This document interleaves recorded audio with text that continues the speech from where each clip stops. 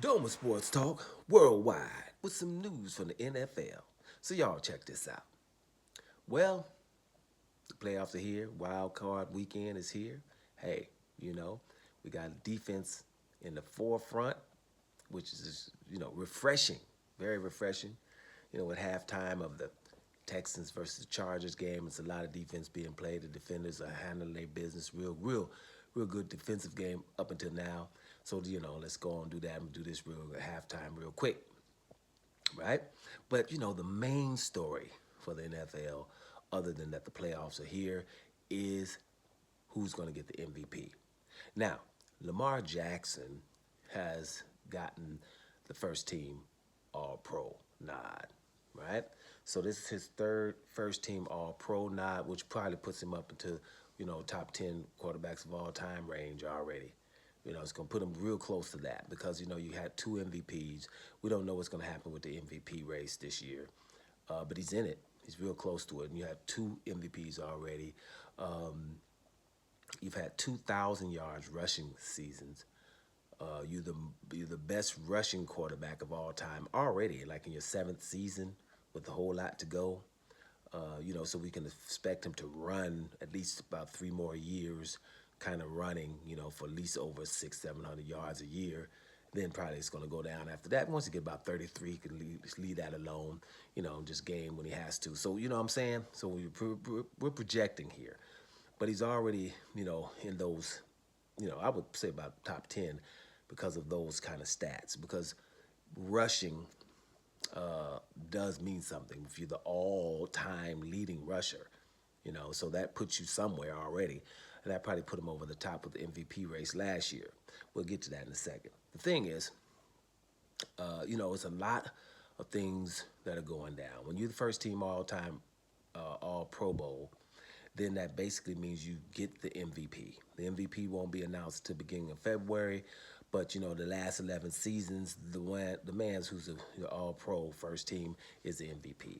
Now, most people, when they talk about Lamar Jackson and the other guy, Josh Allen, those two are the tops. You hear to a lesser extent Saquon Barkley, Golf, or even Burrow. If Burrow would have made the playoffs, still people were making arguments for him as well. But the main two were Josh Allen and Lamar Jackson. And Josh Allen, that last month for the season, it was really his. Lamar just came on again. At the end of the day, I'm a Lamar Jackson guy before this. I like a mobile quarterback. I always have. I like somebody who pull it down and handle his business and run, and Lamar does that. For him to be passing like he's passing, I don't like to miss Lamar Jackson games, period. I think the guy's awesome. Josh Allen has been handling his business, right? Two, had a great year, and he's also an exciting quarterback, and they'll pull it down too. What? Y'all guard my receivers will take this run on you. You know what I'm saying? And matter of fact, I might not run around you. You mess around and get ran over messing with me. So Josh be handling his business too. Somebody, he's a must-see TV too, dude too, you know. But when it comes to these guys, there's a few arguments that Josh Allen is having where, they're saying this is why we should pick Josh Allen over Lamar Jackson. One of which would be the main one you hear is he's done more with less, right? Because Lamar Jackson has 9 Pro Bowlers and 2 for Buffalo. So I would just ask for that question is how many of the Pro Bowlers were from last year, and how many from Buffalo and from Baltimore from last year. Reason why that question is pertinent is they just named these guys, right? They just named them, and I got a little conspiracy theory to that. You know what I'm saying? You just named them this year, right? So if Josh Allen is 12-3, we can't get no more Pro Bowlers out of there. The offensive line was the top 3 offensive line in the whole year. We can't get no more Pro Bowlers out of that. Right, so we're gonna just get 9 over here with the Ravens, right, and just 2 over there. So whatever. But that would be a pretty good argument that he has less. I do think that if you got a top 3 offensive line, that means a lot. Top three offensive line is real good, right? And here's the thing that I'm going to say: Lamar Jackson's defense was the worst in the league for 13 games. They only played 17. For 13 games, you had the worst defense in the league. That wasn't really the run defense, it was the pass defense, but it was the defense nonetheless. That means people coming there knowing they could pass on you, which means I had the worst defense, you had the top three offensive line. You know what I mean? So when you start factoring in all that, you can't just say that, because they're all NFL pro football players. You know what I mean? So I'm not really going for that. But we could say that he had a little bit less to deal with than Lamar Jackson, especially with the addition of your boy Henry. You know what I'm saying? So once you get Henry in the background in the backfield, then you got another weapon. Now, that's one of the things they said. He's doing a lot with much more, with much less. Then you have the fact that they have a better record, right? Buffalo has a better record than your boys at the Ravens. Buffalo's, was 3 losses. What they end up, 14-3, something like that. And they got 5 losses.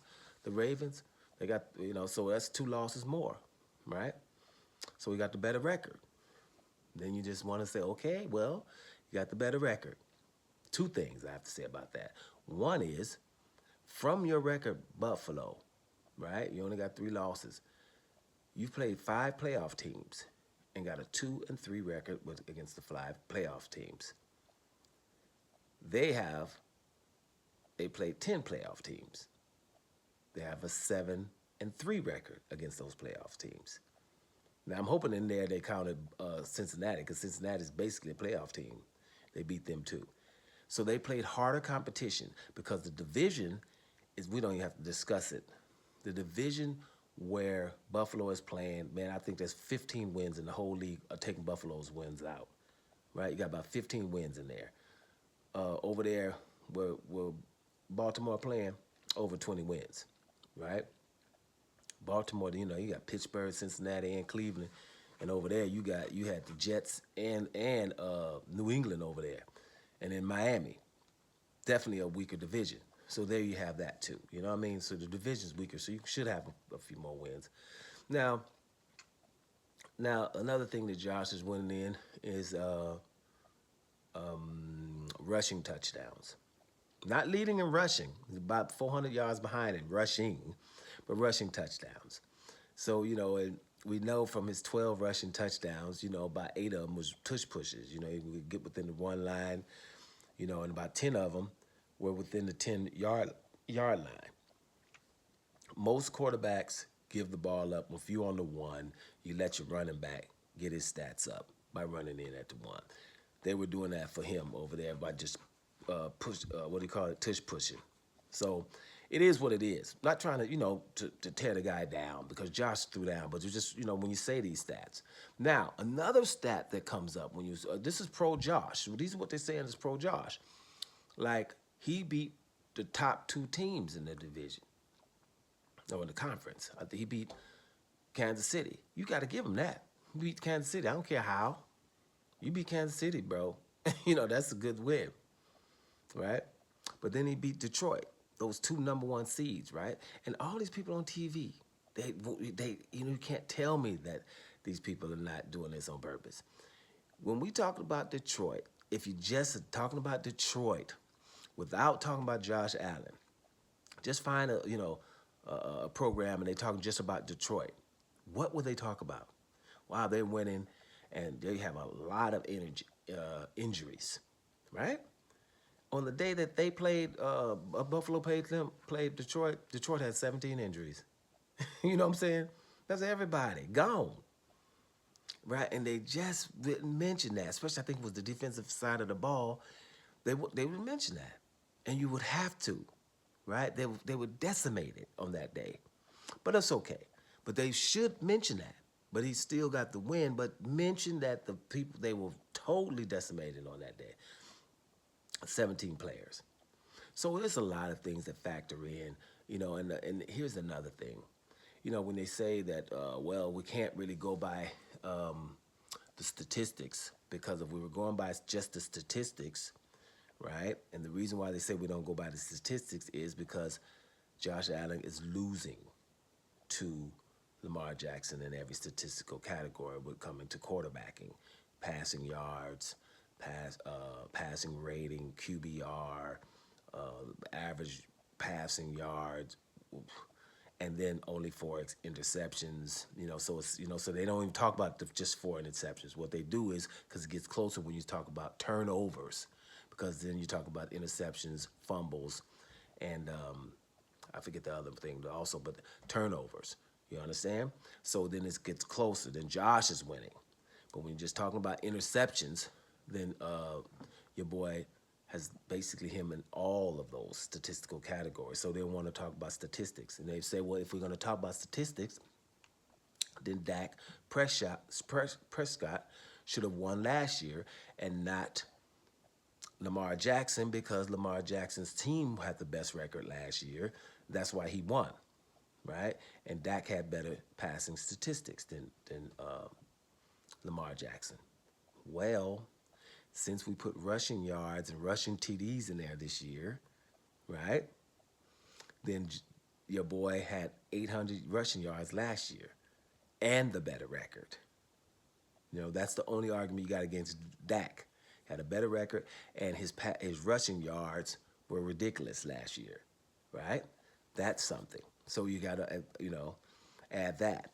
And as far as this year goes, let's make sure this is clear. Josh Allen could get the MVP, but the guy he's up against has done historical things. Not this one game, I got 3 touchdowns passing and I got a tush push 3 times. Not that. But that's still a historic thing. But we're talking about historical passer rating, right? And the first guy to have 40 touchdowns and only 4 interceptions, and everybody in the know knows neither of those 4 interceptions was his fault. This guy has literally went through a whole season without throwing a pick that was his fault. I'm just going to go out on a limb here. That has never happened on planet Earth. That just hasn't happened. I'm just going to go out on a limb that I don't think that's happened, right? And if it has, it's ridiculous. So he's never threw with the whole season without throwing a pick, but he threw 4, which is ridiculous for 40 touchdowns and only 4 interceptions. The 4th biggest best passer rating in the history, and then I got 900 yards rushing on top of it. That kind of season, you don't just give someone else in a weaker division who's not beating you in any passer statistics at all, that has no bigger plays than you, wow moments than you. Josh has a lot of them, but we're talking Lamar Jackson here. There's nothing. The biggest thing, the worst thing should happen is that maybe they do a co-MVP here. But for Lamar not to get it with this legendary season would be just ridiculous, right? I hope I answered a few questions here. You know what I'm saying? And it's really, really sad because, Josh has a good year, but it's not so great that it's like, oh, he got to get it regardless. That's what my point is. Like, he's got to get it. There's been better seasons than that. Because if the other guy has got him in all statistical categories, is playing in a harder division, won that, and has broken records, then why? You know what I'm saying? It's not like we have to. Josh is going to be around. Josh is going to have some better seasons. But this ain't one that he has to have it, and we're just not going to give it to the other guy. And first of all pro first team, it pretty much says it all. But maybe a co-MVP. I accept that, but not just Josh get it and Lamar doesn't. That wouldn't. I don't think that shouldn't be that way. Period. Right? And Josh has a few arguments, but you can debunk even those arguments when you're talking about Lamar here.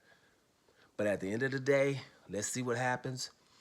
If Josh did get it, it's been worse things that happened in the world of sports. But I just would, like Lamar to get something, because you might not never have a season that good again. You know what I mean? 40 touchdowns and just 4 interceptions. That doesn't happen to humans that often. Anyway, y'all, I'm out of here to watch the second half. Doma Sports Talk worldwide. And I'm up out of here, y'all.